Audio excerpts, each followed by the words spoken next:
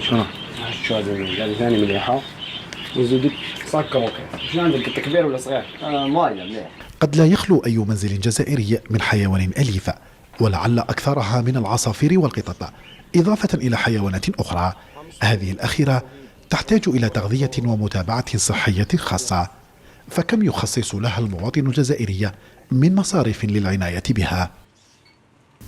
فيما ما يخص الماكلة تاع قطوطة كيما راهي دوكا ب50,000 ب40,000 ب30,000. تسمى أي واحد كيما دوكا يكون خدام جورنيا نورمال ما يقدرش يصرف على قطو كيما كان يصرف عليه من قبل.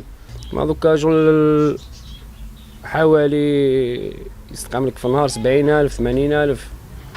مي الماكلة تاعو توصل كاين من 50,000 للفوق.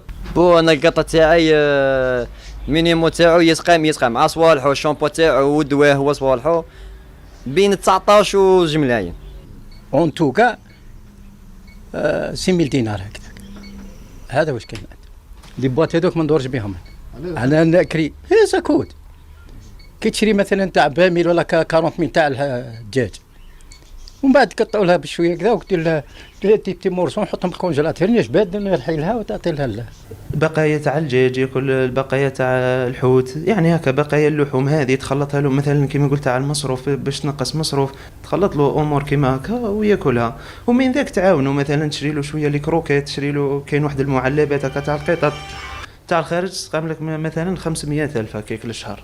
العناية الصحية جانب مهم يهمله الكثيرون بعلم أو جهل لطرق العناية بها، مما يؤثر سلبا على صحتهم، إضافة إلى ارتفاع تكاليف المتابعة الصحية. العناية الصحية صح ساكوت شوية، مي مادامو اون كونتاكت مع الانسان لازم يكون داير هذاك البروتوكول دو فاكسيناسيون. فهمتني كيف؟ سورتو كونتر المرض اللي قلنا عليها لاراج، باسك لاراج ايغال لامور. لا توشكاش انسان لا قدر الله بعيد الشر بلاراج ما عندوش دواء وايغال لامور. عند اتخاذ القرار بتربية حيوان داخل المنزل لا بد من توفر شروط. رغبة البعض في اقتنائها ومع ارتفاع مصاريف العناية بها يدفعهم إلى اللامبالاة والإخلال بشروط التكفل بها.